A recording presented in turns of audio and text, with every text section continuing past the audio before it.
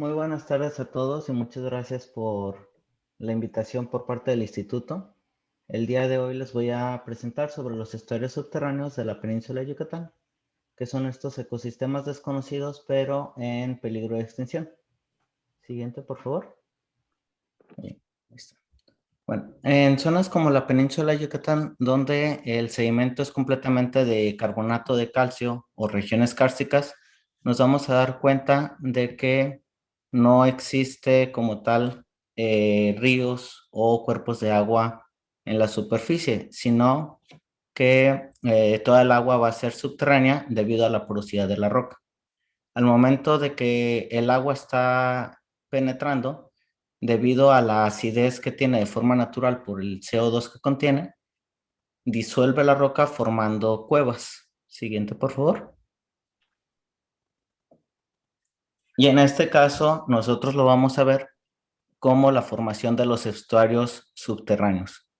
Nuevamente, en este caso, va a ser un ambiente de transición, solo que en este caso vamos a tener una transición tanto horizontal como vertical bastante marcada. Y como pueden ver en las imágenes de abajo, nuevamente podemos estar en zonas que son completamente dulceacuícolas, zonas como en medio que van a ser donde presentan varias capas y finalmente, como en la última fotografía, cuevas que son completamente marinas. Siguiente, por favor. Aquí les estoy mostrando una imagen de uno de estos estuarios o de estas cuevas, donde pueden ver que la estratificación vertical es bastante abrupta. En la capa superior pueden ver es una capa con agua dulce, que en algunos casos también puede ser salobre. Después ven una marcada transición que realmente se nota como si fuera agua y aceite, a la que le llamamos haloclina, y bajo esa tenemos agua completamente salada. Aquí también cabe destacar la claridad que pueden ver en el agua, lo cual es bastante común en muchas cuevas. Esta claridad nos da a entender que la cantidad de materia orgánica u otros elementos disueltos en el agua son bastante bajos. Por lo tanto, debemos de esperar que las densidades y abundancias de las especies sean también bastante bajos. Y he de destacar que en general vamos a ver que las especies viven en una o en otra capa de agua. Sin embargo, hay algunas especies que son capaces de estar moviéndose entre ambas. Siguiente, por favor. La manera en la que nosotros tenemos acceso al estuario subterráneo es mediante cenotes, que realmente son como si fueran ventanas o puertas de un edificio. Una sola cueva puede tener muchas, puede tener una sola o pudiera ni siquiera tener ninguna, aunque también en algunos casos podemos acceder directamente por el mar. Los cenotes también son el acceso a la mayor cantidad de materia orgánica, en general de comida, para los habitantes de estos ecosistemas, por lo tanto son bastante importantes. Siguiente. Para que se den una idea, en una estimación que se hizo en el 2012, se reportaron alrededor de 2.000 cenotes y una estimación de más de 5.000. Esto nos da una idea de que realmente el estuario subterráneo se encuentra distribuido en toda la península de Yucatán. Y no solo eso, sino que también podemos ver que en la región central de la península de Yucatán y en general en Campeche prácticamente no hay cenotes reportados. No quiere decir que el ecosistema no se encuentra aquí, simplemente es falta de esfuerzo y sobre todo que la selva es tan densa que hace bastante complicado encontrar estas aberturas. Siguiente. Nosotros podemos clasificar a las cuevas en dos tipos. Aquellas que tienen una conexión directa con el mar, que como su nombre lo dice, son aquellas en las que nosotros podemos empezar a bucear desde un cenote y salir directamente hacia el mar. Y esto va a tener bastantes implicaciones biológicas, empezando que también va a haber entrada de larvas y vamos a ver algunas especies que son arrecifales que han podido tener una población dentro de estas cuevas. Siguiente.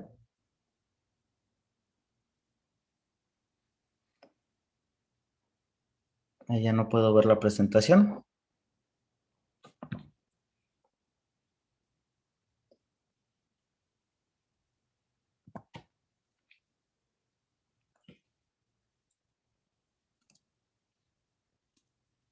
Ok. Listo, ¿ya la ves? Siguiente. Perdón, Fernando, adelante. Sí, ya. Está muy bien. Siguiente, por favor. El otro tipo de cuevas son aquellas que tienen una conexión indirecta con el mar. Nuevamente, como el nombre lo indica, quiere decir que sí existe una conexión. Sin embargo, en este caso es mediante fisuras muy pequeñas o incluso solo a través de la porosidad misma de la roca. En estos casos no hay una conectividad con el mar que permita el ingreso de larvas y al mismo tiempo vamos a ver algunos parámetros como temperatura que van a ser bastante estables. Siguiente, por favor. Ahora, cuando estamos viendo cómo tenemos una ausencia total de luz, también la cantidad de comida es muy baja. En muchos casos, el oxígeno es muy limitado o incluso llega a ser cero. Presencia de otros elementos como puede ser ácido tánico o ácido sulfúrico hacen que este ecosistema sea muy extremo para la vida. Por lo tanto, encontramos una gran cantidad de especies endémicas, que en algunos casos son endémicas a una sola cueva, y en general la mayoría de las especies presentan poblaciones muy pequeñas. Siguiente. Pero no solo eso, también es un ambiente bastante extremo para la investigación que hace que la cantidad de estudios que se hayan realizado en este ecosistema sean muy pocos y estén limitados a aquellos estudios que se pueden hacer directamente desde los cenotes, no entrando a las cuevas, o mediante el uso de espeleobuceo. Como pueden ver en las imágenes, en este caso, los buceadores siempre van a tener redundancia en todo el equipo. Por ejemplo, por lo menos 2 tanques, aunque a veces se pueden utilizar 4 o más, doble lámpara. Entonces es una técnica muy especializada que hace que la cantidad de investigadores que puedan entrar en este ecosistema sea bastante limitada. Siguiente. En este caso les muestro un pequeño video de una cueva, de hecho esta es en Belice, donde pueden ver que los buzos ni siquiera tienen los tanques en la espalda. Y esto es porque la cueva es tan angosta que no pudieran entrar con ellos. Por lo tanto, se tienen que utilizar a los lados o en algunos casos inclusive es necesario quitar los tanques y empujarlos al frente del buzo para de esta forma poder llegar al sitio deseado. Esto nuevamente hace énfasis que no cualquier buzo puede entrar en estos ecosistemas y también limita mucho la cantidad de equipo y el tiempo que podemos estar en un área en particular. Si, por ejemplo, el sitio de interés está a 1 hora de distancia, quiere decir que se tiene que navegar por 1 hora para poder empezar a hacer la investigación deseada. También es importante recalcar que si en ese punto hubiera algún problema, la salida más cercana puede estar a 1 hora. Entonces, esto hace que siempre se tenga que tener en mente la seguridad como cosa principal y que se esté realizando con personas que uno realmente sepa que tienen la preparación requerida. Siguiente. Sin embargo, nos hemos dado cuenta que hay bastante riqueza. No son ecosistemas donde prácticamente no viva nada. La mayoría de las especies son crustáceos y como pueden ver, la mayoría de las cuevas, que son los diferentes nombres en esta tabla, van a tener muy pocas especies. En general, se observan menos de 10 en términos de macroorganismos y solamente en unas pocas se han encontrado más de 10 especies. Esto en parte puede ser porque existe un sesgo, sobre todo personas trabajando con crustáceos son las que más han trabajado sobre este ecosistema, pero también tenemos la presencia de equinodermos, esponjas, peces, entre otros grupos. También uno de los apartados que menos se han trabajado es la microbiota, tanto por el lado de microorganismos, como también bacterias y virus. Siguiente. Sin embargo, a pesar de que realmente sabemos poco, nos hemos dado cuenta que la biodiversidad en general en estos ecosistemas es bastante vulnerable. De las especies que actualmente se conocen, 27 de estas las podemos definir como microendémicas, es decir, que se encuentran únicamente en una o en dos cuevas. De estos, nuevamente, la mayoría son crustáceos con 16 especies, aunque también se conocen 7 esponjas, 2 de equinodermos y 2 de moluscos. Aquí he de aclarar que de estas 27 especies, la mitad se han descrito en los últimos 10 años. Entonces, nuevamente mostrándonos cómo la investigación sobre este ecosistema es bastante reciente. Siguiente. Y una de las cosas que nos hemos dado cuenta es de que realmente hay muchas especies por descubrir. Aquí les presento 7 especies de esponjas que hemos descrito en el último año, y todas estas especies se encuentran en una sola cueva. Las primeras 6 se encuentran en la cueva La Quebrada, en Cozumel, y Amphibleptula actum se encuentra en el sistema Lerolito, también en Cozumel. Estas dos cuevas son bastante cercanas y hemos estado también buscando en cuevas en general en la isla de Cozumel y no la hemos encontrado. Esto nos da a entender que únicamente habitan en una sola cueva. En este caso, la descripción la hicimos mediante morfología, como pueden ver en este caso, la imagen es de las espículas. Siguiente. Nada más les voy a dar un par de ejemplos de estas especies. Tenemos aquí Calix maya, que es una especie que forma una especie como de filamento o rama bastante pequeña, y como su nombre lo indica, se le dedicamos a la civilización maya, que es la que habita en esta región. Siguiente. Y Svensea hermanjanesi, que es una especie también bastante pequeña, con una forma como de un pequeño volcán, se la dedicamos a Germán Yáñez, quien es uno de los primeros espeleobusos de México, además de que él ha estado bastante involucrado en la investigación que se realiza en las cuevas mexicanas, incluyendo todo el apoyo que me ha brindado desde que empecé yo los estudios en este ecosistema. Siguiente. Una de las cosas que hemos empezado a trabajar cada vez más es la parte molecular para la identificación, en general con CO1. Aquí es importante ver que nos hemos dado cuenta que hay muchas especies crípticas, y esto nos puede hacer que subestimemos la biodiversidad que tenemos. Por ejemplo, en el caso del remipedio que ven aquí, Gibalbanus fucosborni, se conocía que existía en una sola cueva, y el resto de las cuevas de la parte continental siempre se han atribuido a la especie Gibalbanus tulumensis. Sin embargo, en una cueva que está a 80 kilómetros de la localidad tipo, identificamos un ejemplar de Gibalbanus fucosborni.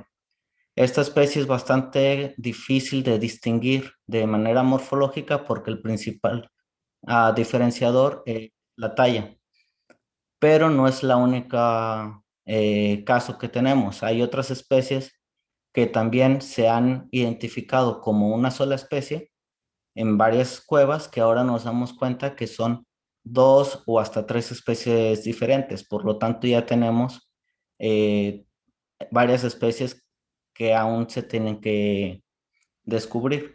Una de las ventajas también de estar trabajando con ADN es de que nos permite hacer otras técnicas no invasivas, como por ejemplo el uso de ADN ambiental, y también ver cuál es la comunidad microbiana. Siguiente. A pesar de que realmente sabemos poco sobre el ecosistema y que la mayoría de los estudios que se han hecho han sido morfológicos, una cosa que vemos es de que ya tenemos muchas especies protegidas. En este caso, actualmente hay 10 especies entre la NOM 059 o listadas como vulnerables en la lista roja de la IUCN. Y como pueden ver en esta tabla, Varias de estas especies están categorizadas como amenazadas, que es la A en la NUM 059, o como en riesgo de extinción crítico, que está marcado como CR, y estas son las categorías más altas. Ahora, aquí he de hacer énfasis que ninguna de estas 10 especies son microendémicas. Esto en parte nos da a entender que todavía nos hace falta hacer una revisión de todas las especies que se conocen, sobre todo aquellas que sean microendémicas, para ver qué tan vulnerables son ante riesgos de extinción o no, y entonces poder enfocar los proyectos de conservación. Siguiente. La otra parte con la que hemos estado trabajando mucho es con el monitoreo tanto ambiental como ecológico, lo cual nos permite ver cuál es la vulnerabilidad del ecosistema. Siguiente.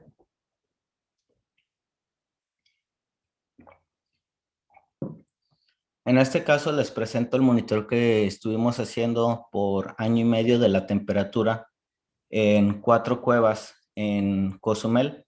Y aquí podemos ver 2 cuevas que están en verde y morado, que son Tres Portillos y Bambú, que tienen una temperatura muy estable, de solamente a 0.4 grados de diferencia en todo el año.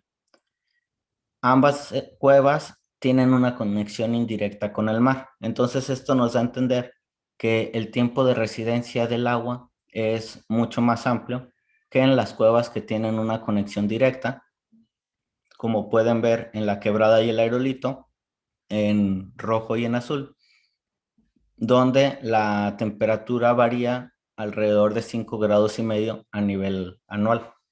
Sí.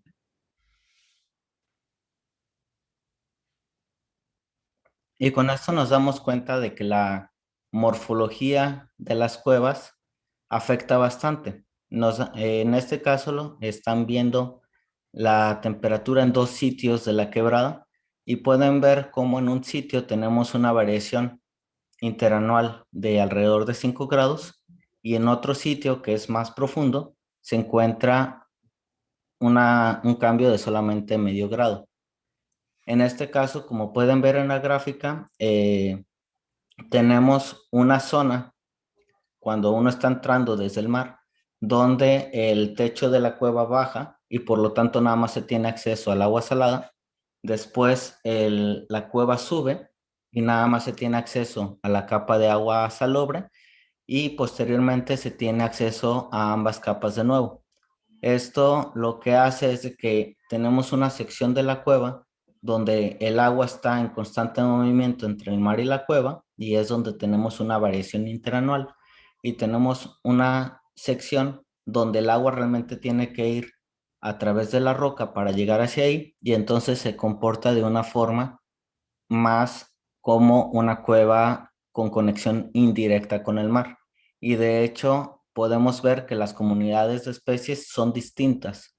En este caso, ambas son masas de aguas distintas, a pesar de que la salinidad que veamos es la misma. Siguiente. Al momento de estar modelando esto mediante modelos mixtos aditivos generalizados, primero utilizamos un modelo base en el que queríamos saber cuál es la temperatura esperada en estas cuevas y como pueden ver se hizo con 3 sitios diferentes a diferentes profundidades en el aerolito y en un sitio de la quebrada que fue el que tiene la variabilidad interanual. Y pueden darse cuenta que cada cierto tiempo tenemos una caída de la temperatura en la misma magnitud que la variación interanual que hemos observado. En este caso, observamos que estas caídas de temperatura concuerdan cuando se tiene una precipitación elevada. No necesariamente un evento como un huracán o ciclón tropical, pero simplemente cuando hay bastante precipitación y nosotros lo que creemos es de que puede ser que la gran cantidad de agua que esté entrando a la cueva hace que baje la temperatura. Siguiente. Por otro lado, hemos estado trabajando con la parte del monitoreo ecológico. Siguiente. En este caso me voy a enfocar al trabajo que hemos hecho en el sistema La Quebrada y el Aerolito, aunque hemos estado trabajando en más cuevas. Y me enfoco en estas dos porque cuando uno las ve en papel, son bastante similares y por lo tanto uno esperaría una fauna bastante similar. Ambas cuevas son largos de 9 a 18 kilómetros de longitud, someros con una profundidad promedio de 6 metros y 9 metros. En ambos hay la presencia de especies completamente cavernícolas, pero también tenemos poblaciones de fauna marina o arrecifal. Y como pueden ver en los mapas, ambas tienen una conexión directa con el mar y además se encuentran en la misma zona en Cozumel. Entonces uno realmente esperaría ver una comunidad bastante similar. Siguiente. Para el monitoreo ecológico lo que hacemos son transectos de banda de 15 metros por 1 por triplicado. Y esto es algo que hemos hecho desde el 2012 hasta el 2019. Desafortunadamente el año pasado no pudimos ir. Y en este transecto contamos y medimos todos los organismos que observamos. Particularmente el sistema donde más se tienen datos han sido en el 2011 y poco a poco hemos incorporado más cuevas y al momento se tiene información de 5 cuevas en Cozumel y 6 de la costa del Caribe de la península de Yucatán. Siguiente. Al momento de analizar los datos, lo primero que nos damos cuenta es de que cada cueva es única. Pueden ver en este caso en el NMDS cómo el aerolito, la quebrada Tres Potrillos y Bambú aparecen completamente diferenciados e inclusive podemos ver cómo los diferentes sitios también se diferencian. Por lo tanto, cada cueva es única y además la distribución de la fauna dentro de cada cueva es heterogénea. Siguiente. Con esto, nosotros lo que podemos hacer es la estimación poblacional. Siguiente. Entonces, en este caso, lo primero que hacemos es tomar los mapas que los exploradores de cuevas hacen. Hacemos una división del área en términos de lo que observamos de la comunidad en cada una de estas regiones. Siguiente. Tomamos la población que existe en cada una de estas regiones y la extrapolamos y finalmente hacemos la sumatoria de las diferentes zonas para poder estimar la población de cada una de las especies. En este caso, les presento la estimación poblacional de dos especies que nos muestran los dos tipos de poblaciones que hemos encontrado. Por el lado de Caupidaster cavernícola tenemos una población muy baja de alrededor de 300 individuos y esta en realidad es lo que hemos observado como más común dentro de las cuevas, poblaciones muy bajas de la mayoría de las especies. Sin embargo, hay muy pocas especies y la que se ha ido al mayor extremo ha sido Ophiunereis commutabilis, que tiene alrededor de 300,000 organismos. Ahora, en este caso es muy importante mencionar que ambas especies son endémicas de una sola cueva. Por lo tanto, aunque por números poblacionales uno creería que una especie es mucho más vulnerable que la otra, en realidad ambas son bastante vulnerables ante la extinción por el simple hecho de que si algo le pasa a esta cueva, sin importar cuál sea su tamaño poblacional natural, ambas especies se irían a la extinción. Siguiente.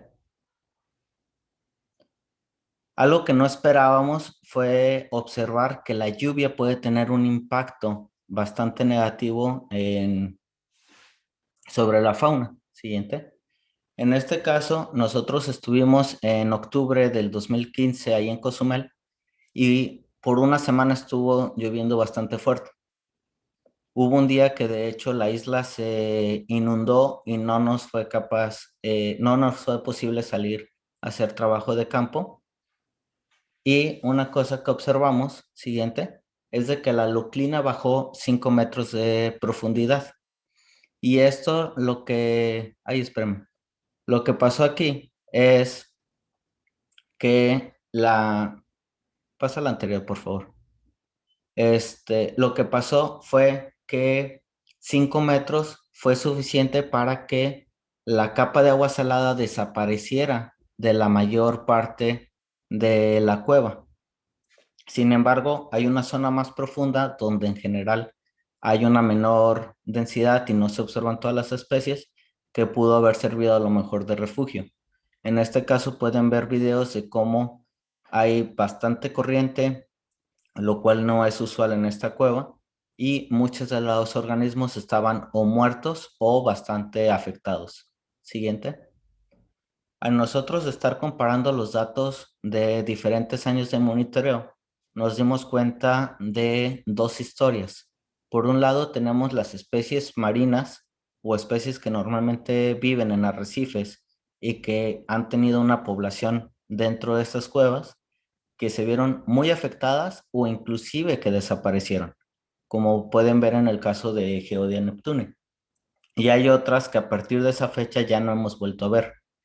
Ahora, estas son especies nuevamente que son arrecifales que han podido tener una población dentro de la cueva.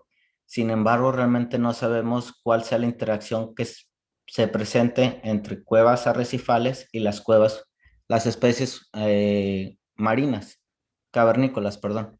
Y por lo tanto, pues bueno, no sabemos cómo es la ausencia de estas especies pudiera afectar también a las poblaciones de especies cavernícolas. Sin embargo, una cosa que sí observamos es de que las especies cavernícolas son bastante resilientes. Esto pudiera ser que parte de la adaptación que han tenido a vivir en estas cuevas ha sido la tolerancia de estos cambios abruptos de temperatura y salinidad de una manera momentánea. No creemos que si fuera algo que pase muy seguido o si fuera algo que se prolongue por más de unos pocos días, no creemos que sean capaces de tolerarlo. Siguiente. Y una de las cosas que observamos con esto también es de que la profundidad afecta bastante. Entre menor profundidad es mayor el impacto que podemos esperar. Y esto sobre todo en relación a cuál es la profundidad de la loclina con el sedimento. Porque nuevamente, si la loclina baja y desaparece la capa de agua salada, las especies en esta capa se van a ver bastante afectadas. Cuando hacemos una comparación de las especies en el aerolito y la quebrada, vemos que la quebrada tiene una menor cantidad de especies y una menor cantidad de taxas representados. La última barra es el número total de especies. Y nuevamente, si recordamos las características de ambas cuevas, uno esperaría que tuvieran tamaños bastante similares, tanto de la riqueza como de las poblaciones. Siguiente. La gran diferencia es de que la quebrada no cuenta con esta zona más profunda y de hecho la loclina en la mayor parte de la cueva se encuentra entre 1 y 2 metros del fondo. Esto quiere decir que es mucho más propensa a que si baja la aloclina, desaparezca el agua salada y solamente especies que sean más resistentes a estos cambios sean aquellas que puedan sobrevivir. Y de hecho en estas dos cuevas prácticamente no hemos encontrado especies en la capa salobre. Siguiente. Ahora nosotros no observamos como tal que en la quebrada haya pasado lo mismo, simplemente porque no pudimos ir a esa cueva el mismo día. Siguiente, por favor. Sin embargo, cuando nosotros comparamos los tamaños, población, las densidades de diferentes especies, encontramos realmente la misma tendencia. Especies que son marinas, como el caso de Cyclostrema cancellatum, vemos que en el siguiente monitoreo que pudimos hacer, encontramos muy pocos organismos y nuevamente muchas de estas especies marinas ya estaban ausentes. Mientras que especies que son cavernícolas encontramos que nuevamente tienen tamaños de su densidad bastante similares antes y después de cuando creemos que ocurrió también este evento ahí. Siguiente.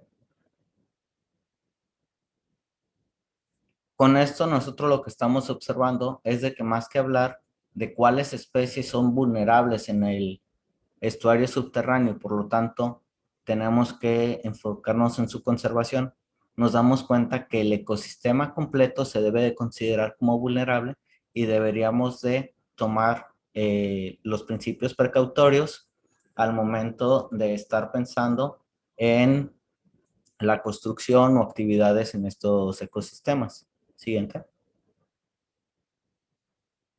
Uno de los mayores retos para la vida definitivamente son los cambios del nivel del mar. Si nos vamos solamente 20,000 años atrás, nos damos cuenta que el nivel del mar era 120 metros más bajo que lo es actualmente. Y de hecho tenemos evidencia de ello, como por ejemplo la presencia de estalactitas y estalagmitas en las cuevas, que son formaciones geológicas que únicamente se forman cuando las cuevas están secas. También hay evidencia de presencia humana en estas cuevas porque hace un par de miles de años el nivel era un poco más bajo y eran capaces de entrar a las cuevas probablemente buscando agua. Con esto lo que nos damos cuenta es de que las especies tienen que estar adaptadas para poderse también estar moviendo conforme hay estos cambios del nivel del agua. Probablemente a través de fisuras, pero realmente es algo que no entendemos. Lo que sí sabemos es de que las cuevas que estamos actualmente investigando son cuevas que estaban completamente secas hace relativamente poco tiempo. Ahora, cuando lo pensamos a futuro, sobre todo ahorita con el cambio climático y cómo el humano lo está acelerando, no sabemos si esto va a hacer que las especies no tengan el tiempo para moverse o adaptarse y sobre todo va a ser un problema para las especies que están en las capas superior, porque al moverse el mar, lo que va a hacer es de que en algunas zonas desaparezca su hábitat. Siguiente.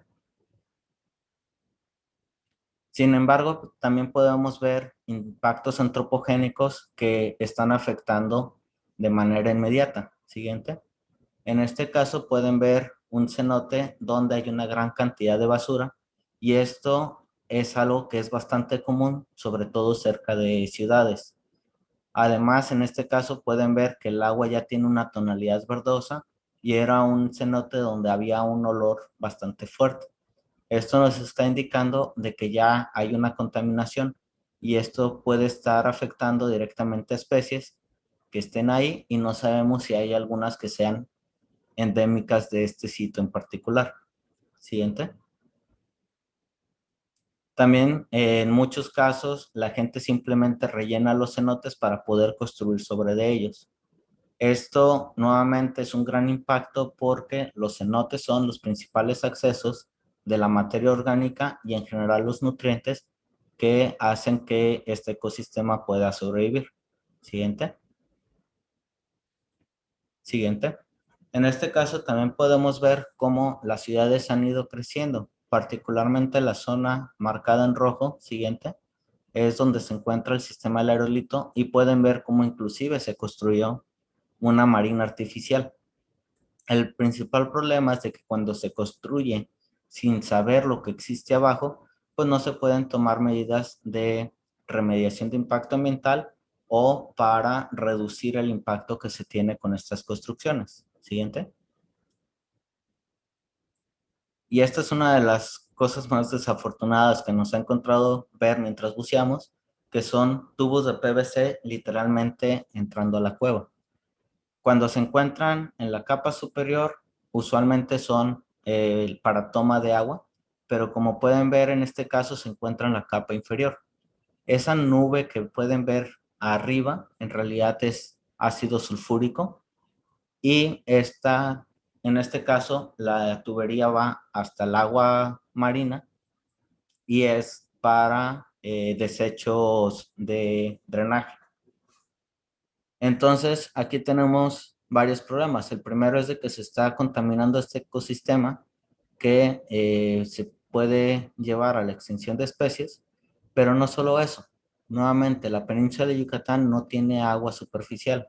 Toda el agua para uso y consumo humano es subterránea.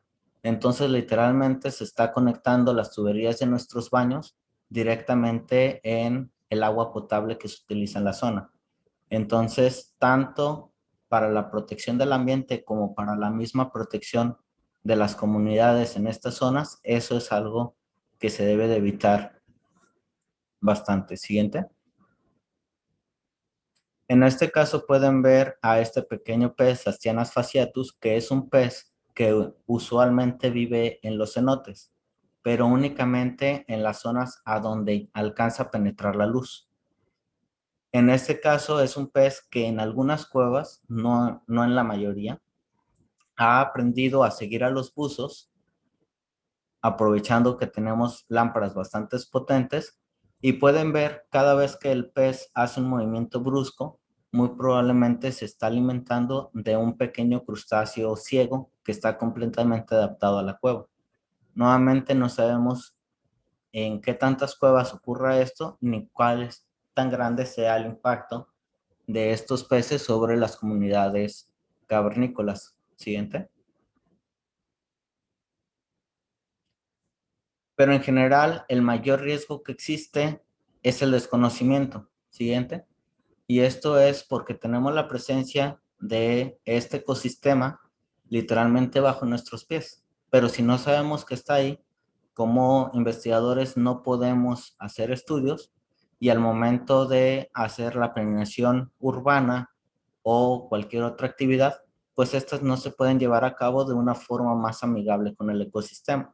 Al final de cuentas, tenemos que estar interactuando con el ecosistema como sociedad. Tenemos que continuar con actividades económicas, pero tenemos que encontrar la forma de no dañar tanto estos ecosistemas, y en aquellos sitios que sean de mayor interés, inclusive crear áreas de protección. Siguiente. Y en este caso, quiero terminar la presentación con lo que yo creo que debemos de hacer las personas que estamos en la academia, que nos dedicamos a la investigación. Y lo primero es, tenemos que continuar con la investigación. Ahorita se sabe muy poco en la área de biología. Nuevamente, la mayoría de los estudios son de taxonomía y sistemática. Y lo primero es, tenemos que realmente saber cuántas especies tenemos, dónde se distribuyen, para que esto nos permita también hacer planes de manejo acordes. Tenemos que continuar con estudios de los parámetros tanto bióticos como abióticos y hacer un monitoreo bastante intensivo. Y obviamente colaborar con tantas otras disciplinas como sea posible, para también entender cuál es la dinámica del agua, entre otras cuestiones. Siguiente. Pero no solo eso, tenemos que ver también que la investigación que hacemos salga de los ámbitos académicos, y tenemos que hacer divulgación y también trabajar con las comunidades que viven en estas zonas y que utilizan estos recursos. Esto es algo que personalmente he hecho mediante presentaciones en museos locales, también aprovechando que ahorita mucho se movió a cuestiones virtuales, también presentaciones virtuales en canales de divulgación, la publicación de artículos en revistas de divulgación, pero sobre todo, y la parte que más me ha gustado, porque también es donde yo más he aprendido, es trabajando con instructores y guías de cuevas en la zona. Por un lado, ellos son los que conocen mejor, entonces pueden decirme qué cuevas son en las que han visto algo que pudiera ser de interés. También, cuando ellos están ayudando en la investigación, hacen que los buceos sean mucho más seguros, porque ellos practican todas las habilidades de forma continua, además de que conocen estas cuevas mucho mejor que cualquiera que va de forma ocasional lo puede hacer. Y al mismo tiempo, cuando uno está platicando con ellos, explica lo que está haciendo y explica sobre todo los resultados que se han obtenido, ellos aprenden qué especies están viviendo ahí, cuáles son las necesidades de conservación, y ellos a su vez se lo comunican a sus alumnos cuando dan cursos o a los turistas cuando están guiando. Entonces, ha sido una simbiosis bastante interesante y que realmente aprecio mucho y agradezco bastante a todas estas personas que me han ayudado. Siguiente. Pero no solo eso, también tenemos que estar dispuestos y disponibles cuando se requiera que demos algún tipo de asesoría. Por ejemplo, este año me tocó asesorar al equipo de la diputada Claudia Pastor, ya en una etapa bastante final, que dio lugar a una reforma de la Ley General de Equilibrio Ecológico y la Protección al Medio Ambiente, con la cual se incluyen a las cuevas naturales sumergidas en la definición de ecosistemas costeros. Y esto da la parte legal para que se puedan ahora crear áreas naturales protegidas debido a la importancia de las cuevas. También he estado ayudando en la creación de una reserva privada de alrededor de 8 hectáreas, en la cual una de los principales componentes para crear la reserva ha sido la presencia de una cueva que incluye una especie endémica. Siguiente. Y bueno, esto ha sido gracias a la colaboración con muchísimas personas de diferentes instituciones, pero aprovechando que es el seminario del Instituto de Ciencias del Mar y Limnología, pues quiero hacer énfasis con las personas de este instituto que me han apoyado para estar trabajando con diferentes grupos. El doctor Francisco Solís, de hecho, es el único que ha descrito las especies de equinodermos en México en cuevas subterráneas, que de hecho hasta el momento nada más hay 3 y de estas son endémicas. El doctor Pablo Hernández, que me apoyó con la identificación de poliquetos, y con Patricia Gómez, con quien colaboré en la descripción de 7 especies de esponjas que hasta el momento son las únicas especies mexicanas cavernícolas, además de otra especie en Veracruz.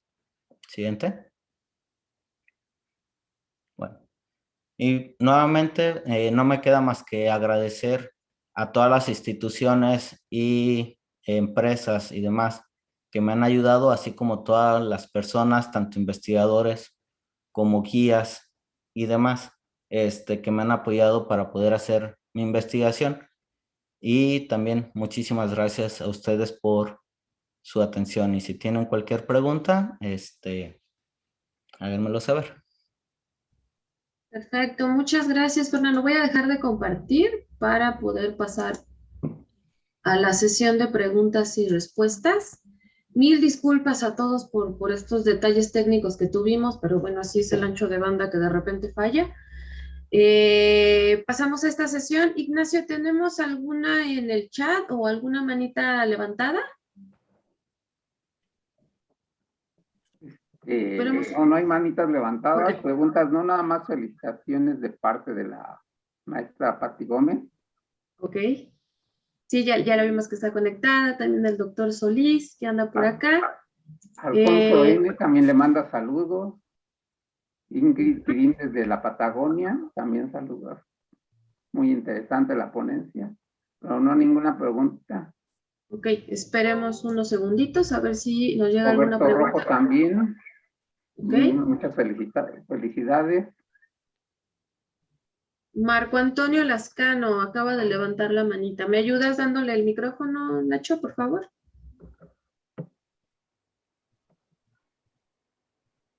Ya tiene abierto el micrófono.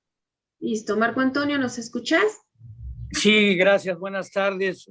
Pues antes que nada, felicitaros a todos por este evento y a Fernando por su trabajo.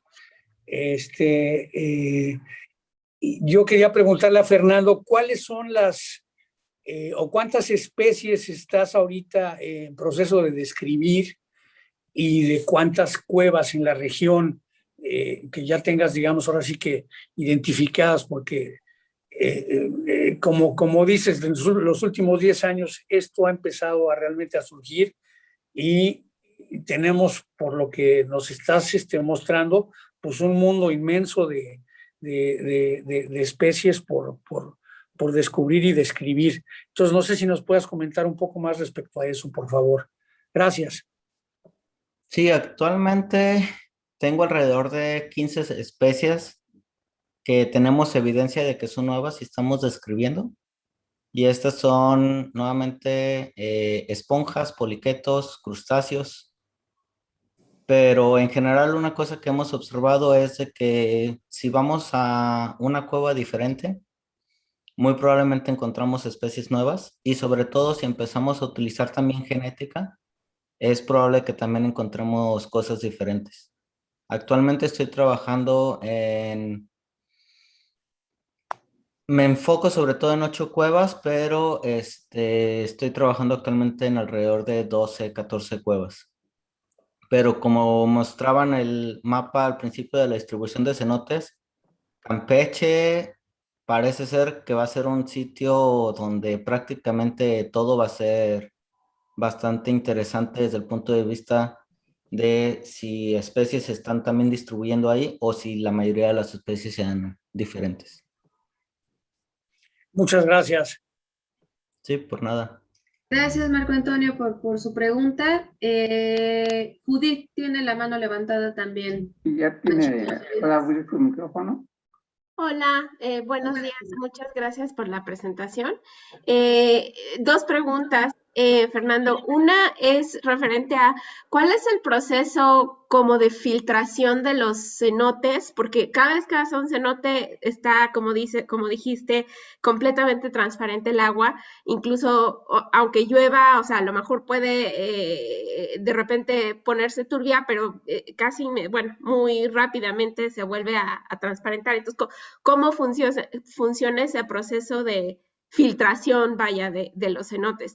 Y la segunda pregunta es referente a me parece que este año o el año pasado salió un paper sobre el efecto que tiene que los turistas empiecen a utilizar más los cenotes en vez de las playas debido a la acumulación de sargazo en las playas.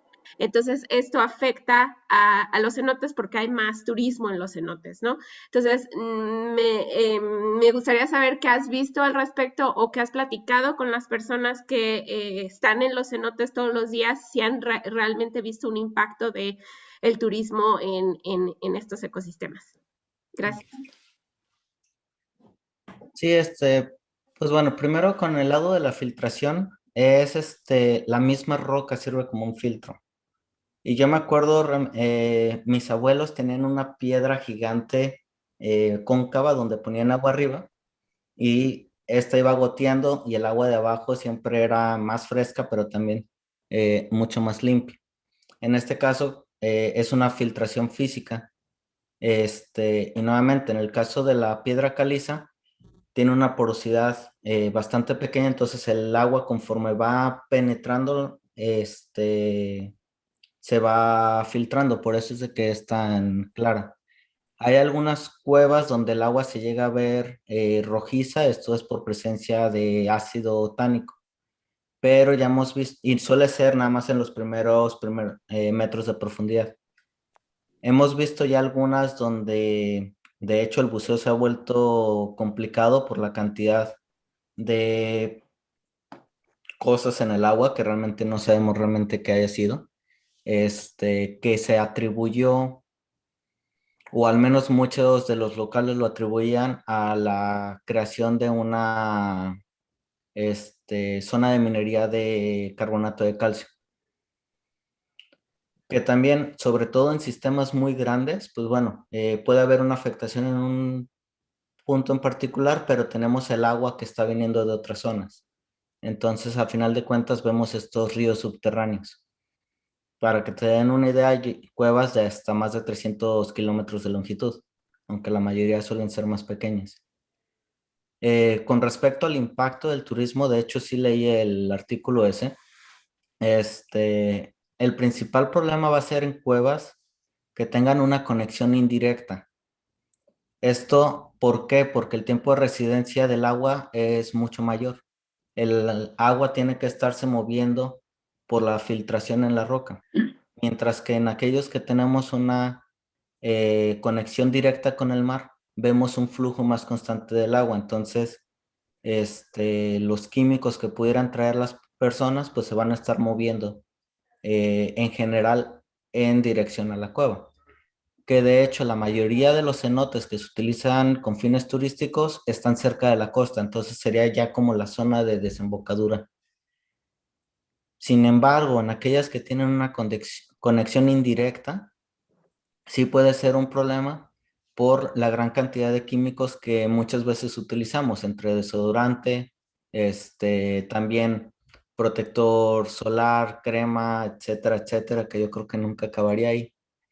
Y definitivamente es un área de investigación que se tiene que hacer. Primero, tener un monitoreo de la calidad del agua para ver si están habiendo cambios, pero también tener un monitoreo tanto de la fauna, y ahí yo incluiría también de las bacterias.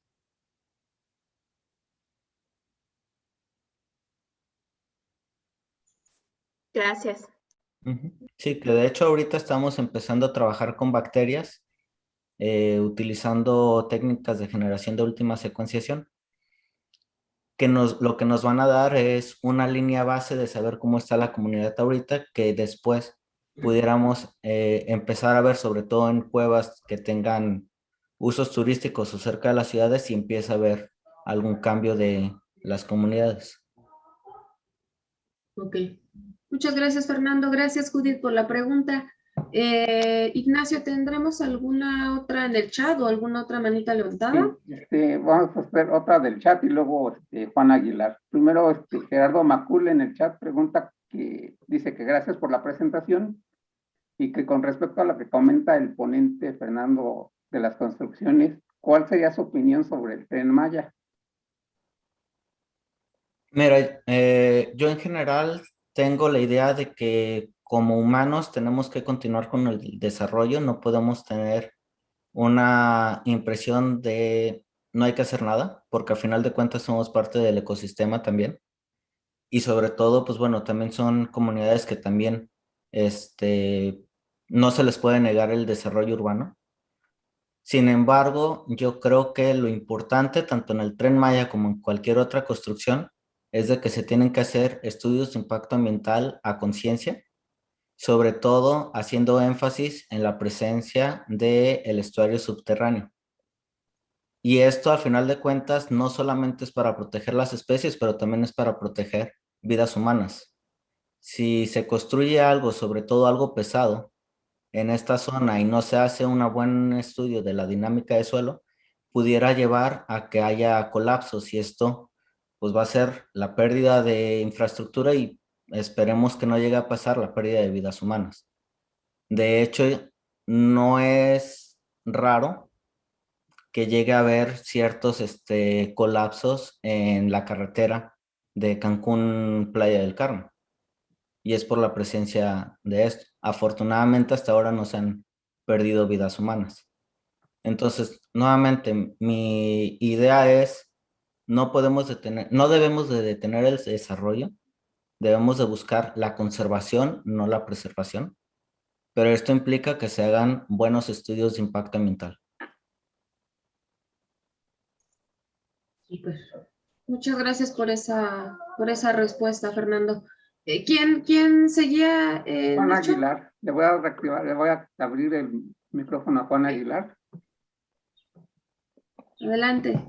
Hola, ¿qué tal? ¿Me escuchan? Sí, adelante. Hola, Fernando, ¿cuánto tiempo que no sabía de ti? Qué bueno verte exponiendo y todo el éxito que has tenido desde el Congreso de Sistemas Sanquerninos de 2014, creo, no me acuerdo, pero bueno, yo te tengo dos preguntitas. La primera, es muy cierto eso que hablas a mí me interesa mucho lo de la biodiversidad, los patrones que hay en la península de Yucatán, y es muy cierto eso que dices de que parte de lo que nosotros conocemos y desconocemos es por el sesgo taxonómico, ¿no? Que nosotros nos enfocamos en muestrear ciertos grupos. Ahorita, bueno, hace un par de años pensar en esponjas, en cuevas, como que era un poquito extraño, ¿no? O sea, todos los equinodermos. Mi pregunta es sobre anélidos, que también es un grupo muy importante, sobre todo en estos sistemas costeros. Si tú no sé, ¿tienes información sobre si este grupo ha sido bien muestreado? O sea, que si han encontrado anélidos y dónde los han encontrado. Esa sería mi primera pregunta. Y la segunda sería más relacionado como a estos análisis que hicieron, o sea, donde comparan dos cuevas y hablan sobre el impacto que tiene la lluvia, o sea, que es una perturbación, vaya. Y a mí me preocupa lo del cambio climático, ¿no? Entonces mi pregunta ahí sería, con lo del cambio climático uno esperaría que la columna de agua salada empezara a crecer, ¿no? Y empezara a avanzar más tierra adentro. Entonces, ahorita en este momento, en este escenario inicial, ¿hasta dónde puede llegar la influencia de la materia orgánica particulada que hay en el mar, ¿no? Porque yo entiendo que como son sistemas oligotróficos, es muy importante la materia orgánica. Entonces, primero, ¿dónde está, o sea, qué tan lejos puede llegar o qué tanta influencia puede tener tierra adentro? O sea, si tienes algún dato como en kilómetros. Y mi pregunta es, si tú crees que esto de verdad sería algo malo para la fauna anquialina, porque finalmente, pues las especies a lo mejor no pueden migrar verticalmente, pero sí horizontalmente.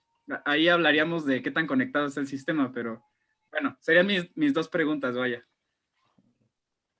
Bueno, mucho gusto de verte otra vez. De hecho, fue en el 2015 ahí en Mérida. Voy a empezar por la segunda parte. Y realmente el problema es de que no sabemos. La mayoría de los estudios que se han realizado han sido morfológicos, taxonómicos y sistemáticos. Entonces esto hace que sepamos muy poco de la ecología, qué tanto se puedan mover y demás, que son lo que nos ayudaría un poquito a saber qué tan fácil va a ser que estas especies se estén moviendo y no sean tan afectadas. Lo que definitivamente yo creo que va a estar muy afectado es lo que viva en la capa superior. De hecho, comparamos aquí Península de Yucatán y Cozumel, y realmente me encantan estas áreas de estudio porque son sistemas similares, pero al mismo tiempo diferentes y que están lo suficientemente cercanos para que los cambios por latitud o longitud no se ven reflejados. Pero en Cozumel prácticamente no hay organismos viviendo en la capa superior. Cuando vemos la altitud de Cozumel es plana. Entonces, un nivel más alto, como el que ocurrió hace 100,000 años, prácticamente desaparece la capa de agua dulce. En la península de Yucatán tenemos zonas con hasta 300 metros de altitud, aunque la mayoría es como de 40 metros. Entonces, ni siquiera con los modelos más pesimistas, el nivel del mar va a subir 40 metros. Entonces, siempre va a existir la capa de agua dulce. Aunque aquí el riesgo va a ser para aquellas especies que sean microendémicas de una región, porque estas pudiera ser que no se puedan mover junto con su hábitat. Entonces, pero al final de cuentas sí es una de las grandes incógnitas, cómo se pueden estar moviendo las especies y qué tan resilientes van a ser, hablando de cambio climático, sobre todo no pensando en los próximos 10 años, sino en los siguientes 100 o incluso miles de años. La segunda parte, yo diría que hay sesgo con todas las especies, con todos los taxa, ni siquiera con los crustáceos no lo hay. Y esto es porque normalmente la gente que ha trabajado se enfoca en especies que aparentan ser adaptadas a las cuevas. Si no son blancas y si no se ven ciegas, muchas veces no las recolectan porque creen que son organismos que han podido entrar ahí, pero que no son propiamente parte del ecosistema. Lo cual yo lo veo mal por dos puntos de vista. Por un lado, podemos tener especies que no han tenido adaptaciones a volverse ciegas o blancas, que ya son propiamente cavernícolas. Y por otro lado, pues bueno, no sabemos cuál es la interacción entre especies propias de la cueva y otras especies. Entonces, estar quitando toda esta biodiversidad hace que literalmente cortemos la mitad de la pintura. En términos particulares de poliquetos, en general he visto que la mayoría de las cuevas no los presentan, pero lo que más hay son probablemente serpúlidos. De hecho, es un grupo que como tal yo también no he trabajado tanto por la dificultad de también estar agarrando pedazos de roca y demás. ¿Cuántos de estos pudieran ser especies adaptadas o no? No sabemos. Sí hemos visto algunos otros poliquetos, de hecho tenemos uno que está identificado como posible especie nueva, pero en general para todos los grupos se tiene que estar trabajando. Y de hecho por eso mi énfasis más que en enfocarme en un solo grupo ha sido trabajar con taxónomos de diferentes áreas para tratar de ver la imagen del ecosistema más que estarme sesgando a un grupo, pero incluso, o sea, por ejemplo, si uno empieza a ver la zona intersticial que está viviendo en el sedimento, va a encontrar todo otro ecosistema que se está ignorando. Y lo otro que comentabas un poco sobre la conectividad del mar con las cuevas, esa es una de las grandes preguntas realmente, pero más que qué tantos kilómetros es, yo creo que depende mucho de la morfología de cada cueva. Si tenemos estos pasajes que bajan y suben, hacen que entonces el agua tenga que pasar por filtración. Ahí ya va a ser el límite de esta interacción. De hecho, puedes ver cómo en la zona que está más hacia el mar, ves más materia orgánica, sobre todo en la capa superior. Pasas esta zona y el agua cambia. Y esto es muy diferente en el aerolito. En el aerolito pasan los primeros 100 metros. En la quebrada es un par de kilómetros dentro de la cueva. O sea, podría decirse que la filtración, perdón, podría decirse que la filtración, a lo mejor y no hay tanta filtración vertical, pero sí puede haber mucha filtración horizontal, dependiendo de las características del sistema. Más que la filtración como tal, es el acceso del agua directo. Uno de los diagramas que presentaba mostraba cómo puede ser que el agua pase directamente desde el mar hacia el interior de la cueva y otras zonas donde baja. Entonces ahí el agua ya no pasa directa, el agua se filtra porque tiene que pasar por la roca primero. Entonces la que llega a la siguiente sección ya está filtrada. Ahora, eso es muy interesante. Pues muchas gracias, Fernando, eso me ayudó mucho. Perfecto. Muchas gracias, Juan. Qué bueno por volverse a ver nuevamente. Cerramos con una última, Fernando. Nachito, ¿nos podrías ayudar leyéndola, por favor? Ok, bueno, la última pregunta es de Cristian Verde y dice que de las 14 cuevas que mencionas, que has trabajado, pregunta si todas están en Cozumel. No, de hecho lo ponía en la parte de monitoreo. Ahorita estoy trabajando 5 en Cozumel, tengo como 6, 7 en la parte del Caribe, de la península de Yucatán, que en realidad mucho de lo que estoy haciendo es la comparación, ahora sí que costa con costa, no me estoy yendo hasta el otro lado de la península, y también un par de cuevas en Belice, aunque las de Belice son marinas, en esas no tenemos una capa de agua salobre. Ok. Muchas gracias, Fernando. Muchas gracias a todos por sus preguntas.